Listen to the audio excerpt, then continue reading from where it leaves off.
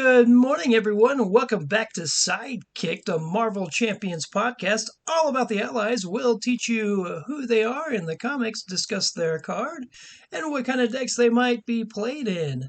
I'm one of your hosts.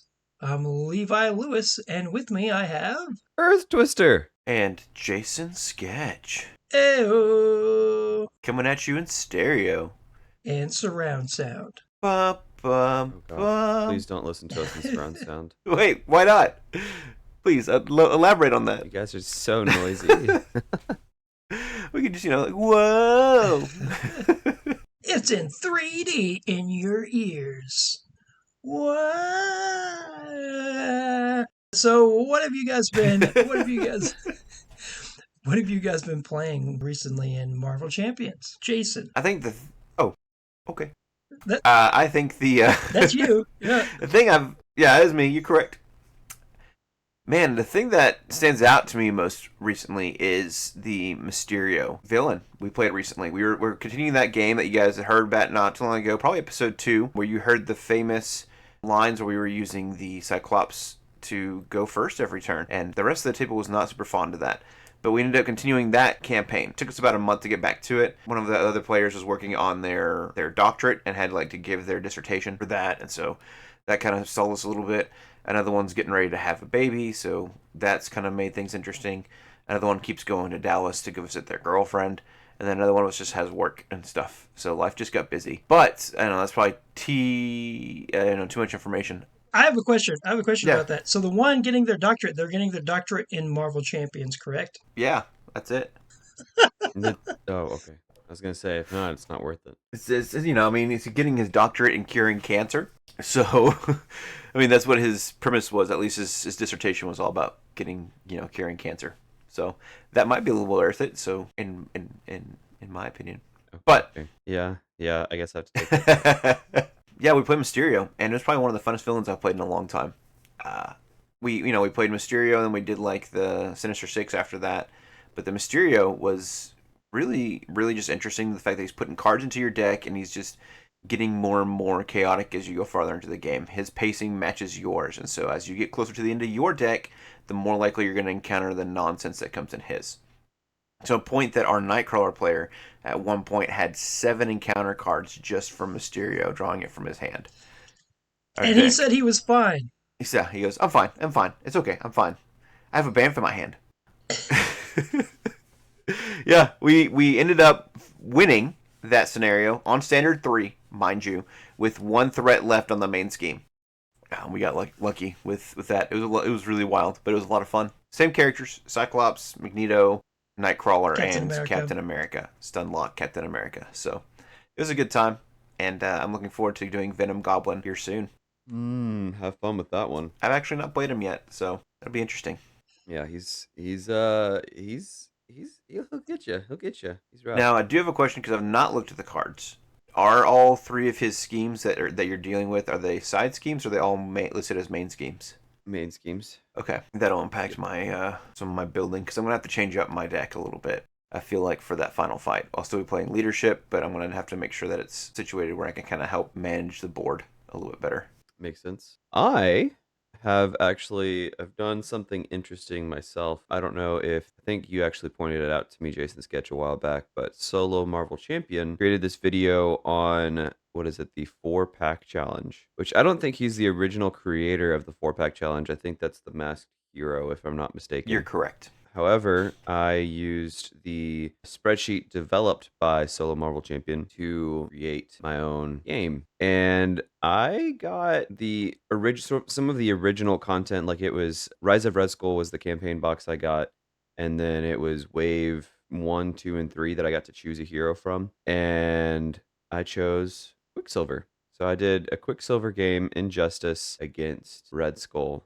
And played Red Skull on Expert. And I may or may not have lost 5 times before I finally won. But it was definitely a really good challenge, really unique. It gave me the opportunity to use some cards that I had never used before, just to fill some spaces in my deck. Like Adrenaline Rush, I used that. I'm really trying not to say but it's just coming. I used Blocking Bird, Order and Chaos, which I never actually played. And then I actually used counterintelligence with him, which was an interesting choice just because you're not really typically going to use preparations with Quicksilver. But I threw in some allies that I never used before, like Spider-Man, Peter Parker, Justice, the 5-cost one, and then Daredevil and Jessica Jones, which I really only used them when the core set came out, or when I was playing the core set. And then of course, like I threw an interrogation room and definitely some interesting cards that I had never used or don't typically use in deck builds. So it's kind of fun playing with those cards and trying to learn them a little bit. That is awesome. That's something, whenever I build decks, I always try to find those cards that I've never played before, which is really fun. But it's like playing with Jason whenever, because that's the last thing I played was with Jason in the Sinister Motives campaign. And I did play right now, my favorite deck, which is Magneto, Justice. And in that deck, a card that I learned, I think it was like 2 months ago, is super fun in Justice is Beat Cop. Beat Cop is I might have talked about it before on here, but Beat Cop is one of my absolute favorite cards. Typically now, anytime I build a Justice deck, I always put 3 Beat Cop in there because it's wild. Beat Cop's a great card, but it's a little expensive for my taste. Like I want to get Beat Cop down, but I'm thinking about all these other cards that I want to play.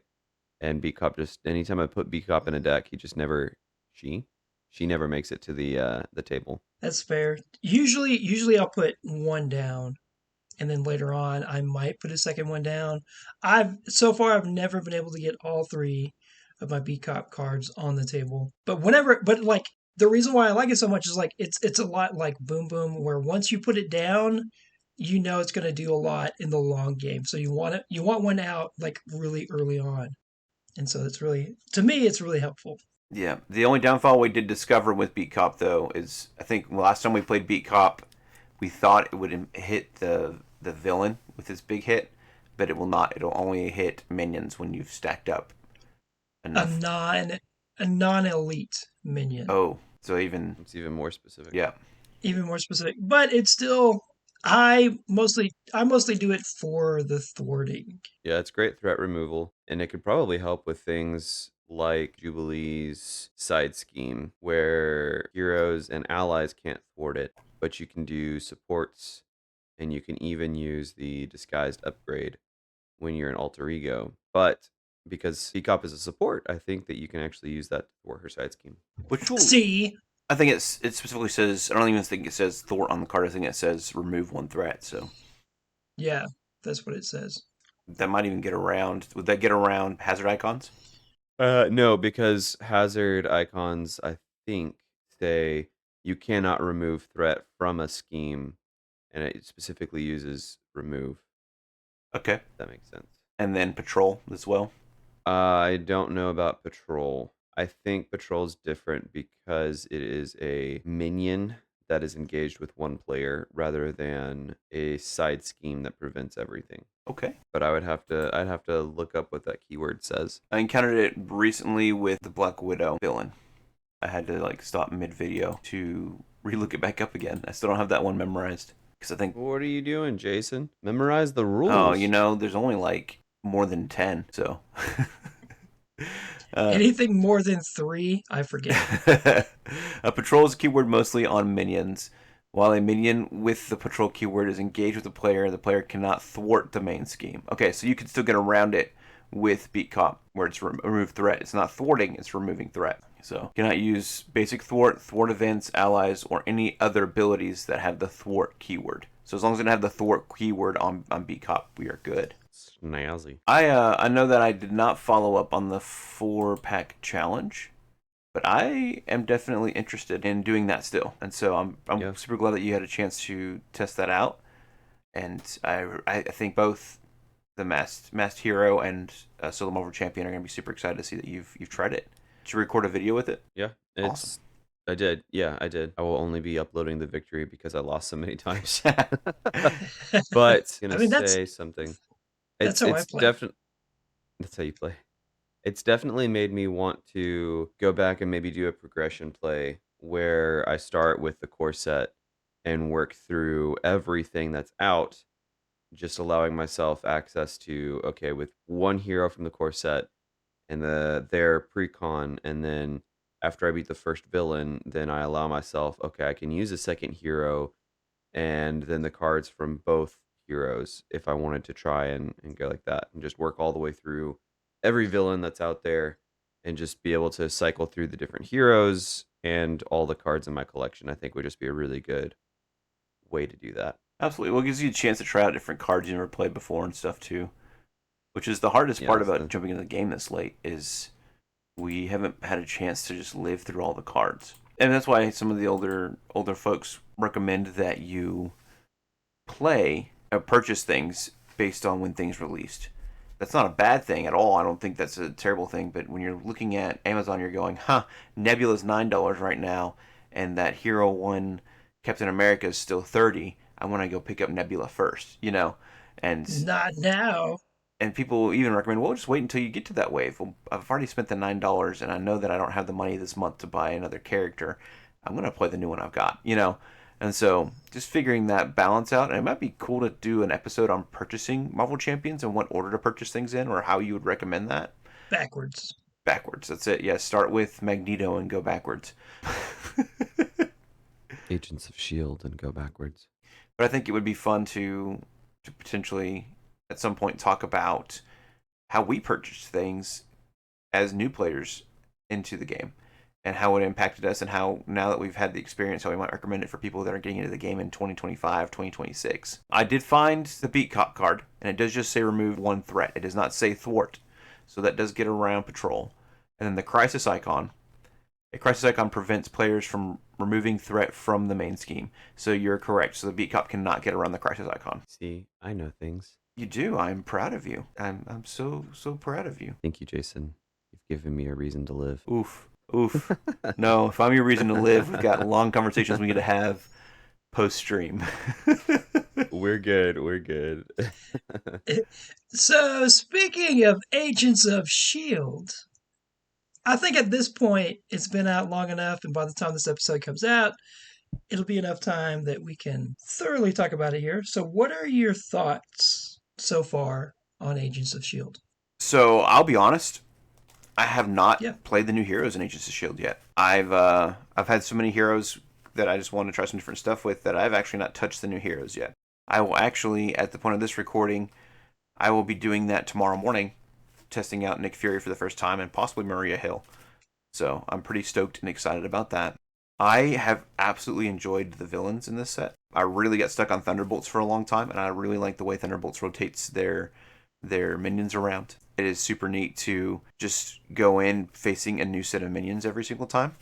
Though I've discovered that you can kind of game it a little bit where, okay, I know I just got to beat one of them, and then the other one's going to get sucked into the healing area, and that's it. It's going to be stuck there, and then I can just go right for Citizen V after that.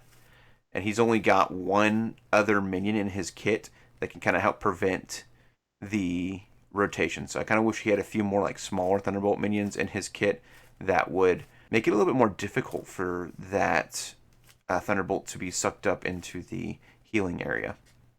So you have to get through some of the smaller ones still to get to him.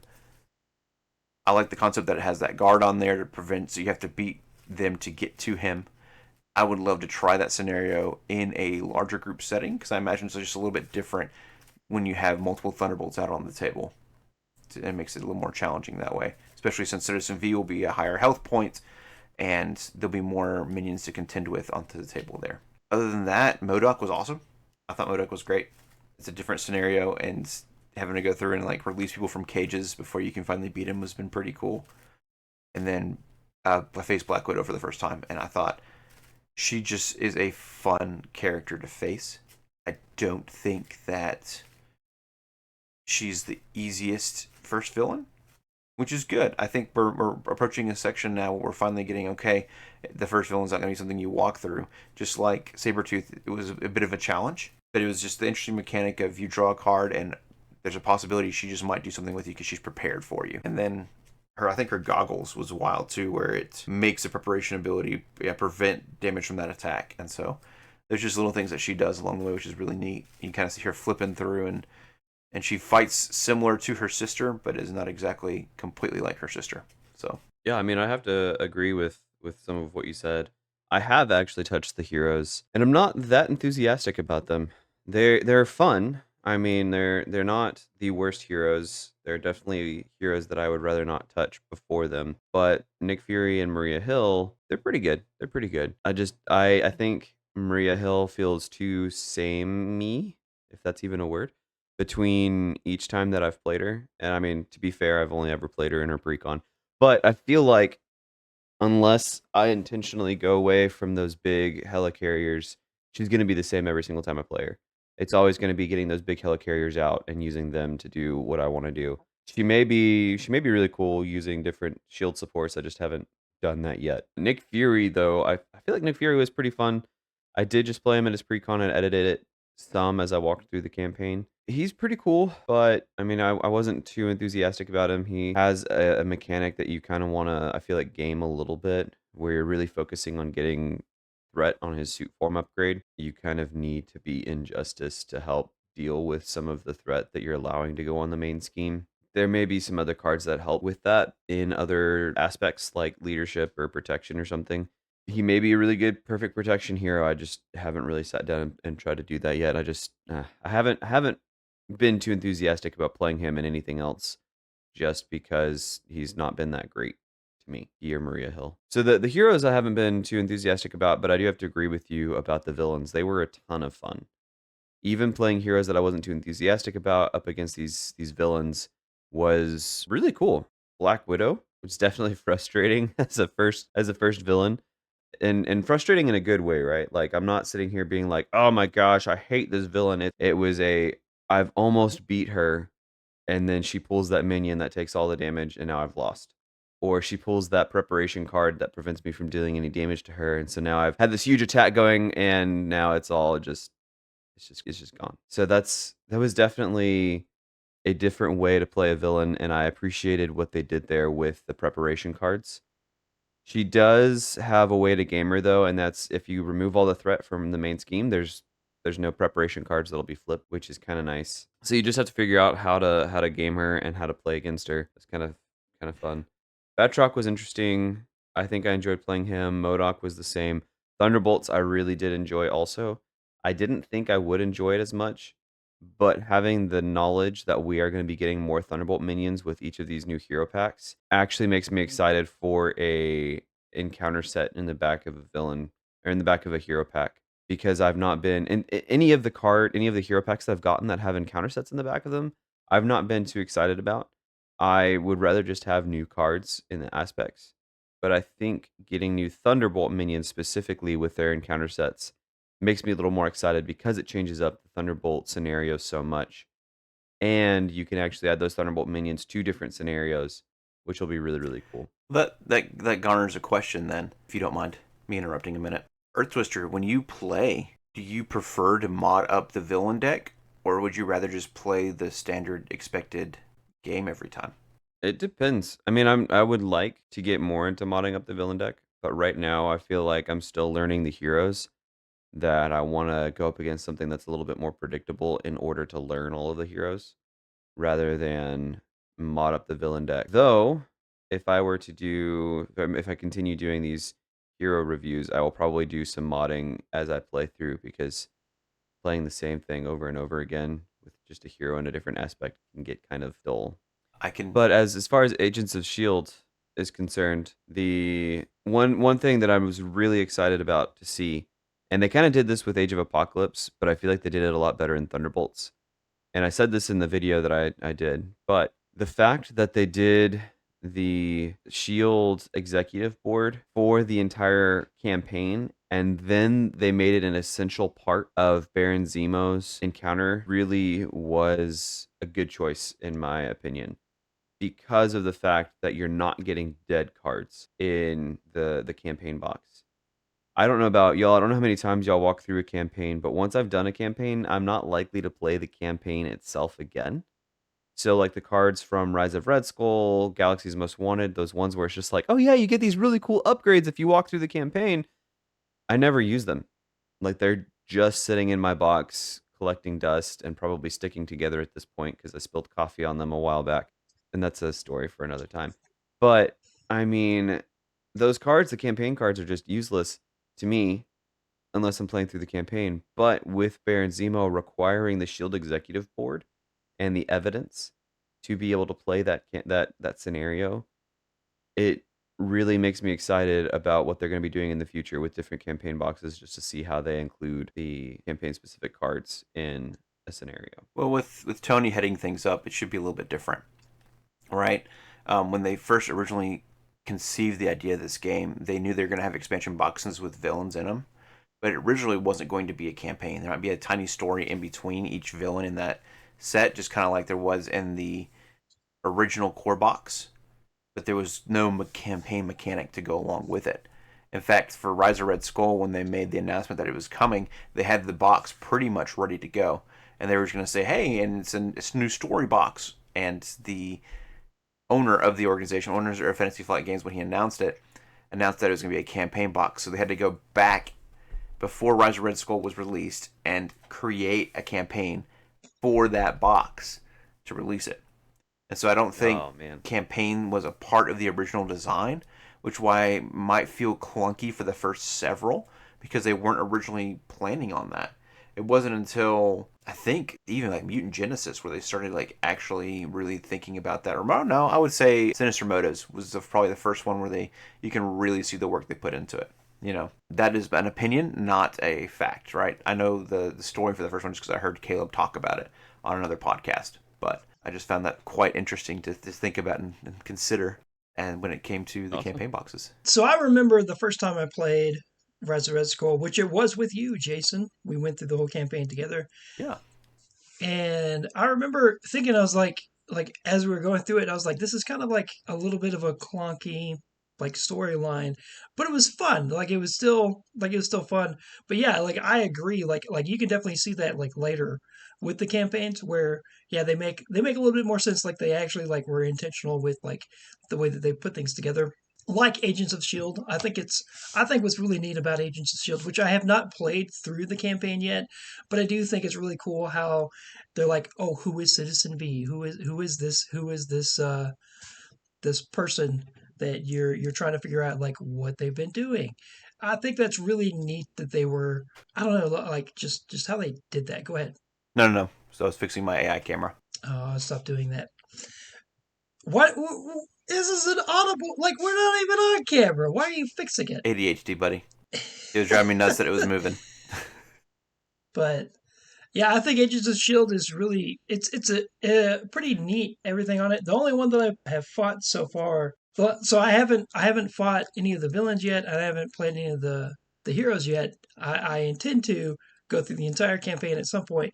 The only thing I've done in it so far is I've taken a bunch of the cards out, and I have played against MODOK because that was the one that I like when I saw him in there. I was like, oh, MODOK. He is an Avenger now, by the way. Oh my gosh. I'm not most serious. People aren't going to get it because no one watched Quantum Mania but you and me, buddy. I thought, anyways, I'm not going to get into that. We need like cricket sounds behind it after you say that to get that added in there. So let's get into why we're really here today. We're going to be talking about the basic ally, Legion. Ooh, Wait. Legion is We're talking about 1,000 allies today? Yes, David Holler, because we are many. Are you ready? Oh. It's going to be a long morning this morning. I got to get to work, man. So David Holler, aka Legion, he is the illegitimate child of Professor X and Gabrielle Holler. They met while Professor X was visiting an Israeli psychiatric facility. Gabrielle was not a patient, by the way, and obviously Gabrielle got pregnant, and she just never told the professor. Never told him. So David, what happened to him? So he lived with his mother in Israel, and he had a stepfather.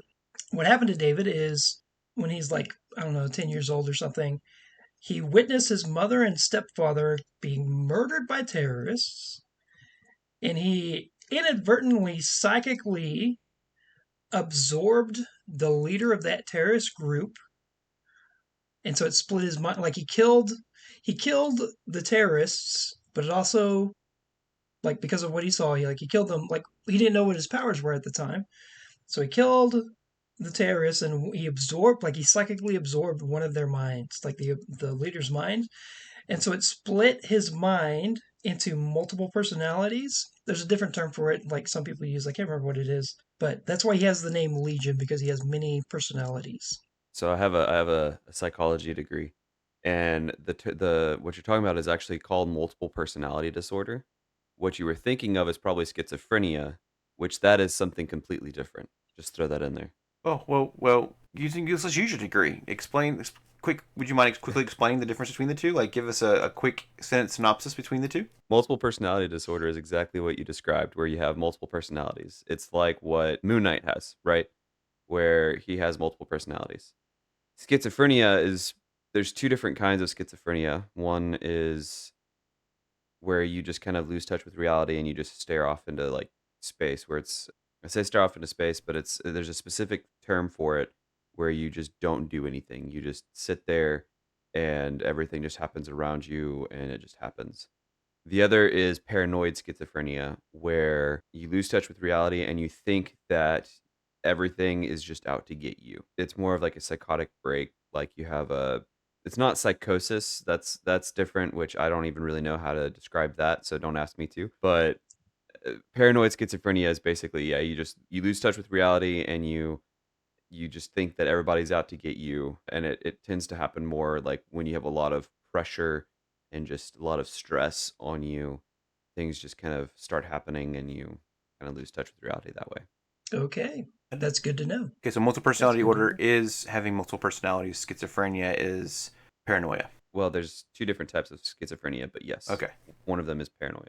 awesome. Well, not awesome for folks dealing with that, but awesome to understand. So because of this, because that happens to him, he ends up in a mental institution with Moira McTaggart. So he first appears. He doesn't actually.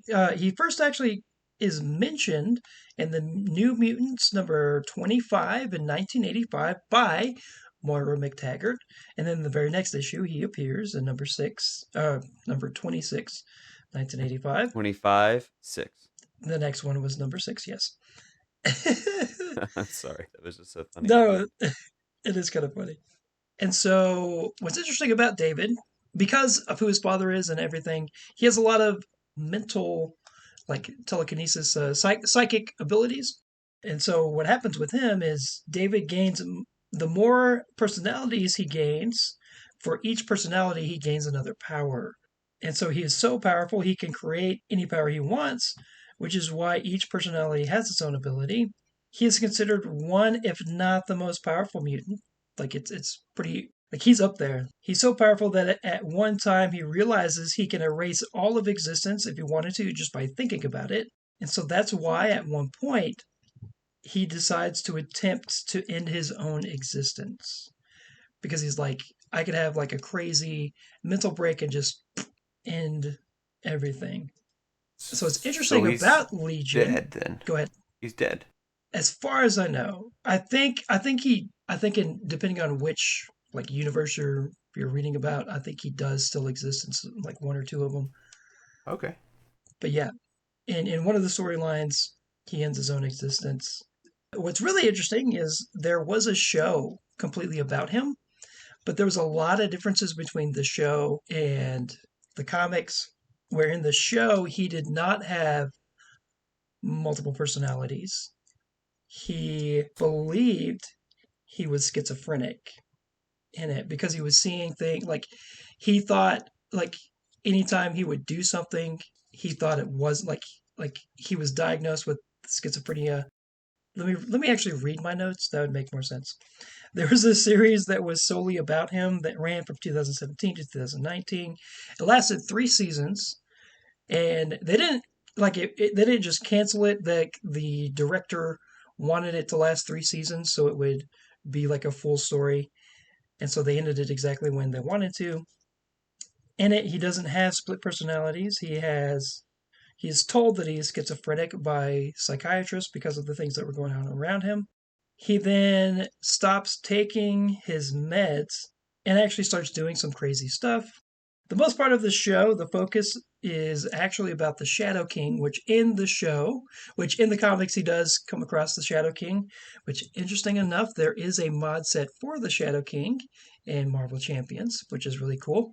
But the most part of it, of the show, focuses on the Shadow King, where the Shadow King, as a child, knew who David was and entered his mind very, very early on, making him want to believe that he's schizophrenic. And so anytime that would come up, he was like, "No, I'm schizophrenic. I'm schizophrenic." But slowly over time, the Shadow King starts like trying to take over him in the show, which was kind of cool.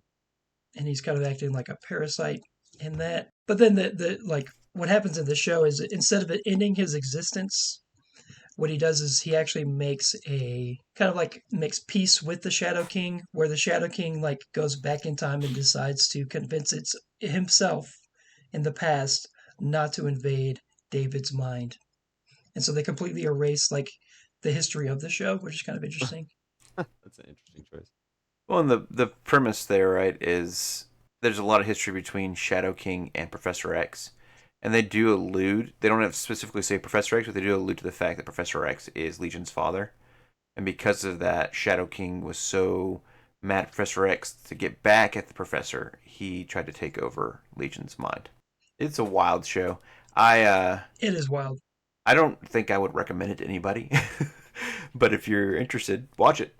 Is it on Disney If Plus? No. it's on Hulu, I think So it yes, it's on was Disney on Plus. It Uh, was on Hulu. it might be I on don't know. Disney Plus, It's but if you like really trippy mind bending shows, then it's a show for you. Otherwise, like yeah, I don't go out of my way to recommend it to people. yeah. I thoroughly enjoyed it, but I 100% know my wife would not watch it. She would get so confused in the first episode and be like, "This is stupid. This is weird. I'm not doing this." I know your wife would not like it, Earth Twister. Just pure fact of knowing your wife, she would not appreciate it. But you might enjoy it. It'd be something I would not recommend to watch while your son is awake, at all. So, and there's a lot more. It was on FX, and so there's a lot more nudity and random scenes that you're like, "Oh, did not expect to see that today." So Good to know. So let's do a little trivia game before we move on, if you're okay with that. okay, What that's not weird. what hero pack does the Shadow King come from? Storm. Oh, okay. Wow, that was that was so fast. I I when like how Earth Twister. I like how you're like, oh, Ben's gonna know this. I have to say this right now because I had no idea. That's hilarious. It was a trivia game. I want to win. It's any game you want to win. That's you mentioned that episode 1. I'll build the deck, and even if I lose, I'm going to play it 16 times until I finally beat that villain, even if it's a bad deck. Even if I lose, I'm still gonna win. Exactly. What were you going to say there, though? How did you know that so fast? I don't remember how I knew it so fast, but I know that when Levi Lewis was talking about it, that it popped in my mind that it came in Storm's Hero Pack. And I guess I just remember maybe that was one of the first ones where I got that encounter set and I was like, it's an encounter set. I wanted more cards. You got more cards! More Encounter hero cards. cards. More aspect cards. It's 5 more cards. I don't know. I really appreciated that they started doing that. And I think a lot of the players at the time are really excited about it because the heroes or the villains got real dull playing the same mods over and over. And so getting new mods kind of helped take the game in a new direction, especially after the hood pack, where it says take 9 random ones. It doesn't say, and here's the 9 recommended ones. Like, here's the take 9 random ones out of your set and go. I really want to try the hood with a spinning wheel of all the mods that are available and just hit that spinning wheel for each mod to add. But I don't know. I just think it's interesting. I think the mod sets are great. I'd love to talk more through some of the mod sets that we've encountered over the Agents of S.H.I.E.L.D. and stuff at some point, but still trying them all out. So I was the same way with the mod sets that you were. At least I don't know if you still are this way, Earth Twister, where like the first time I got one, in a hero pack, I was like, what the heck is this? This is not what I wanted. I wanted more aggression cards. I wanted more basic cards. I wanted more hero. Like, I was so mad. I was like, this is lame. But now I do appreciate it more because, yeah, like the mod sets are pretty cool. I will say this, I haven't played one in a long time, but I do like the challenges that Fantasy Flight has put out for Marvel Champions, and they put a lot of like the crazy mod sets in there, and I kind of like those challenges. Those challenges are pretty fun. I hope that they bring those back for the summer. It would be great. I know that. I think it was Peter who does the articles was mentioning in a video with Web Warrior how he enjoyed making those and putting them out. He said he didn't give us a time frame, but he said that it's something that they hope to bring back eventually. He just didn't specify when, if I remember correctly. Like they don't have a date on when they can make that happen. I think So to get back we to, make more, go ahead. because I was about to say if we make more of a call for it, maybe it'll encourage Fantasy Flight to make them again. Maybe. So to get back to the subject, let's get back to this card here. So Jason, can you read his text that it has on there? Just the text. Just the text. Okay, so he Legion, unique, David Haller, psionic, X-Men are his traits. Is a star with a response after Legion uses a basic power. Discard the top card of your deck. If that card's printed resource has a lightning resource, energy resource, deal 2 damage to an enemy. A mental resource, remove 2 threat from a scheme. Or a physical resource, heal 2 damage from Legion. Basic. Basic. Those are all the texts on that card. Thank you so much. You forgot he has 1 thwart and 1 attack, but that's all right. Oh yeah, 1 thwart, 1 attack. We want to talk about his art? That is wild. He costs 3. He costs 3, and then he has 3 HP. Earth Twister, would you like to describe his art? It's very interesting. Yeah, so the art is pretty cool. A little weird. I think it would be cooler if his hair was different, but that's just me. So he's this dude bent over, kind of looking like he's angry. He's screaming, yelling. He has a yellow eye and a white eye with no pupils. The yellow eye is shining. His mouth is wide open because he's screaming. His hair is standing up on his head with a white streak in it. It's black otherwise. So it kind of reminds me of like a Mrs. Frankenstein. And so that's what I see when I look at the card, which is why I think they should have done different hair. He is wearing a suit that looks torn. He has an X on his chest, supposing that has to do with X-Men. And there is like tendrils of energy from coming from off of his body. Kind of looks like lightning, but I assume that it is psychic power. Though, if he does have multiple personalities and each personality has a different power, it could be some sort of lightning ability that one of his personalities has. Yeah, that's pretty much it. The suit is sort of like a grayish blue. So have either of you ever put this card into your decks or played this card on the table? No. I've wanted to so badly because I just liked the premise of Legion in general with him. I don't think you mentioned it in your backstory, but he came in the Agents of S.H.I.E.L.D. He came in the Age of Apocalypse box. And he's actually the one that kicked off the Age of Apocalypse by traveling back in time and accidentally killing his own father. He traveled back Which in... it doesn't do that. In the storyline in Age of Apocalypse, it doesn't mention that. Correct.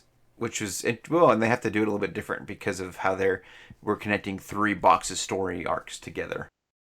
With Legion, though, it was just an interesting thing, and so I wanted to play him so badly because I thought it was hilarious that we got him as an ally in a box that he shouldn't exist in, because technically in that story arc, in the comics, he did not exist because he killed himself by killing his father, who he was intending to kill Magneto because of all the conflict that happened, and he assumed if I go kill Magneto, then there won't be any conflict, and my father's dream can come true without the conflict of Magneto. And in fact, it just kind of created a world where now we have that white suit Magneto because Magneto is living without a Professor X. And he's the one leading the X-Men. And so it just created an interesting universe entirely because of a poor choice of a child. So I have played this card. I put it into my Magneto deck that I played not too long ago. He's in that video, and what's really cool is he worked really well with Magneto because when I did use a basic power, one of his basic powers, the next card that I had from Magneto was one of his resource cards that has multiple resources on it, like multiple types of resources on it. So I was actually able to use more than one. It's really neat. That's awesome. So it works well in like a deck like that. Like it works well with like Magneto. Also, it would also like just offhand, it would work well with what's her name, Jubilee, because she has something similar. I can't think of any if there's Bishop. any other. Okay, yeah, I know that there's others, but I just can't think offhand. Yeah, Bishop. Domino would be pretty cool because you want to run a ton of energy resources. I think that he would also work well in a magic deck because you can predict what it's going to be before it happens. And by predict, I mean no. Yeah. Wait, with Domino, I thought you wanted to run wild resources in Domino. That's what I said. Well, Or that's what I meant. okay, you had said energy, so I was just checking. Right. Legion is an energy. I'm saying if you have Legion on the table, it would be good in a Domino deck because you're likely to discard a wild resource, which allows you to choose one of those three, whichever one you need. Even though it specifically says printed on there, if the card's printed resource. You know what? Just edit out everything I just said. that's the only downfall there, right? Is it's printed. So if you draw that wild, you're not getting that kickoff. It feels similar to the Red Hulk aggression ally that we talked about a couple weeks ago with Levi Lewis as well. And the Red Hulk. The Red Aggression Hulk. Okay. Yep, the Red Aggression Hulk. Meaning the Green Hulk in the that is aggression. Yes. In the aggression aspect. Yeah.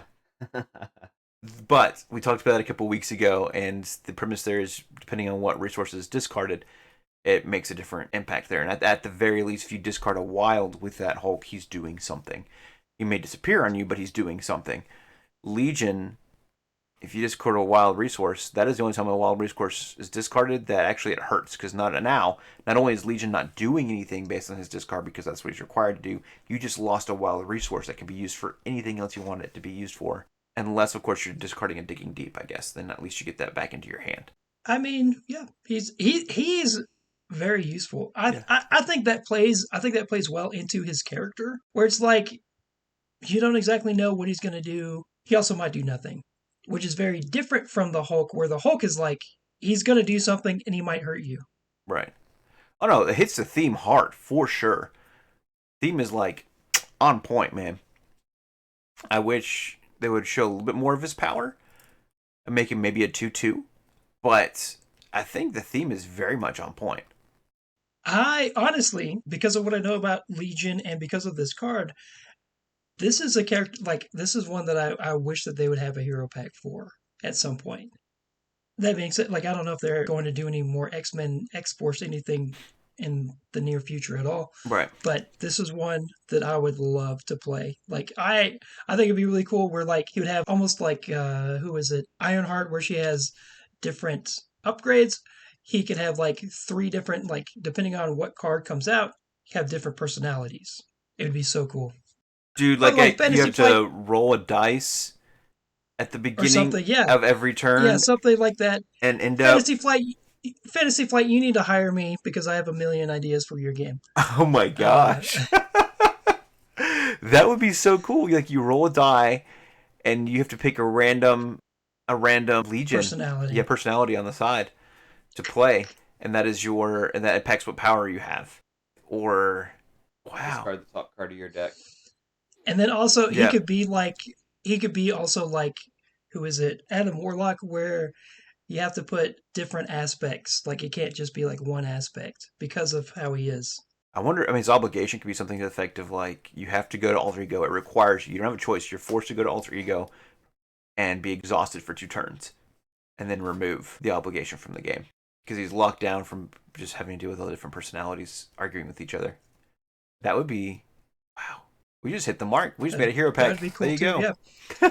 Fantasy Flight, hire me. I don't care about those guys. That would be cool though.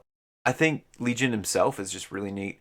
They hit the theme hard. I'm looking at the card closer. I absolutely love the psionic trait, and I forgot that he was a psionic card. That to be an option that he can be played with like Psylocke, Phoenix, Cable, a couple other psionic characters out there, and to be able to use that psionic double card, what is it called? Power of the Mind, to be able to play him for basically 2 cards might make it a little easier for me to get him on the table, and He would trigger Scimitar too. he would trigger Scimitar as well when you played him out. He's already doing 2 points of damage, so I think that is a good place for him to fit, especially if you're not too worried about what you're discarding off the top of your deck. For the fact that he's potentially doing lots, and he can potentially stay on the table long enough if you run the right amount of cards in your deck. And if you build around him, like, I'm going to not have any mental resources for some reason. I'm just going to have energy and physical as much as possible in my deck. You know, you're going to either heal him for 2 or he's going to do 2 damage to an enemy every time he does something. And then he's pinging off threat, or he's pinging off tough status cards. I think he's a lot of fun. He's an interesting card. Agreed. So because of that, let's rate this card. Earth Twister, how would you rate Legion? On a scale of S to F, I would put him probably A tier. He's well costed for what he does. We mentioned that you could keep him on the table for a while. He seems like a fairly good target for a Voltron. I think that the only thing that would make him better, and I think this would make anyone better, is just upgrading their basic powers, making them like a 2 rather than just a 1. But it makes sense that it's just a 1, especially if you're going to be discarding a card and potentially getting more from it. I do like the fact that you can thwart one scheme with him and then remove 2 threat from a different scheme, because it doesn't say it has to be the same scheme. And the same with the damage. You could remove a tough off of one enemy and then do 2 damage to another enemy. That could be really helpful. And then you can also heal him potentially. So I like that. Now that I'm looking at it a little bit, it's kind of throwing me off that the different resources don't do what you would expect them to. Like the physical resource is what is healing him rather than the energy, and the mental. Well, the mental makes sense. The mental removes threat, but the other 2 are kind of swapped in my opinion, because you would think that the physical would do the damage rather than heal you. It's because he's a So psych patient. yes, he's got multiple personality disorder. But I definitely say that he's an A tier. I had not considered him for a Okay. Voltron build. That is an exciting concept. To be fair, I'm gonna say this was not an original thought. I've got him pulled up on Marvel CDB, and there's this dude named Tendiest, Tendiest, and he did a review, and I was reading the review here, and it says would be a good target for a Voltron. So great, no, it says great Voltron. So there you go. Wow. I love talking to people about cards because it sparks new ideas. Jason, how would you rate David Haller? Man, I put him I probably put him at 3.5 stars on Yelp. Seemed a little wild and crazy. Didn't know what to expect every time I talked to him. Would probably be the review there. I think overall, he's a ally I want to go back and reconsider playing. He's got some cool aspects to him. There's some discard mechanics that I'm finding as I progress farther along in my skill as a player, I'm less and less afraid of.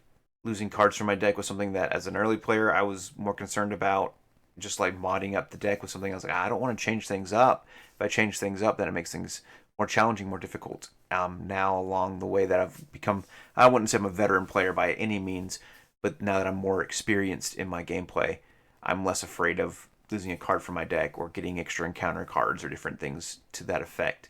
And so I think he's not a card you want when you're first starting to play, but a card that is enjoyable for a more skilled player. 3.5 stars. That's What good. what about you, That's Levi Lewis? that's What do good. you think? So I think he's awesome. I think, like I said, I played him not too long ago, and I was able to do 2 different things with him. I was able to, if I remember right, I got a mental and an energy resource, and so I was able to do 2 damage and remove 2 threat, if I remember right. And it was super cool. Like, it was so cool being able to do that with him. And so I rate him as like a hawk, where they're not the most aggressive. They're not like the most amazing animal in the world, but they're pretty freaking cool, man. They have amazing eyesight. You don't exactly know everything that they're going to be able to do, but they're just super cool and they can do some really cool stuff. So that's what I rate him as. I rate Legion as a hawk. Awesome. That's great. We got a hawk. We got a new animal. We get a new animal every week. What are you talking about? Definitely seems better than a Chihuahua, Yes. which is I think what you rated the basic Mockingbird. Yes, if I remember right, yes. So Legion will be collecting the blocking bird off of the ground and taking it back to its nest. Caca! Give me no eagle powers. No nutrients. He's a hawk, not an Oh, eagle. my bad. I think hawks are a lot cooler than eagles. BT dubs. But anyways, we're not going to get into actual animals. So yeah, Well, sweet. we've got another episode coming up, and we are not sure what that's going to be about just yet. Might be something a little bit more unique than just going over an ally. But we are excited to be hanging out with you guys here in another 2 weeks. Woo! I'm Levi Lewis. I'm Earth Twister. This is Jason Sketch. Bye. Oh. Bye, guys. If you're still listening to this recording, don't forget to leave a 5-star review if you can. We would appreciate that. It helps us kind of keep pushing on our podcast. As well, if you want to reach out to us, you can email us at sidekickedamcp@gmail.com. Or you can find us on a Discord, at least myself, as Jason Sketch. Hope to see you guys there. Bye-bye.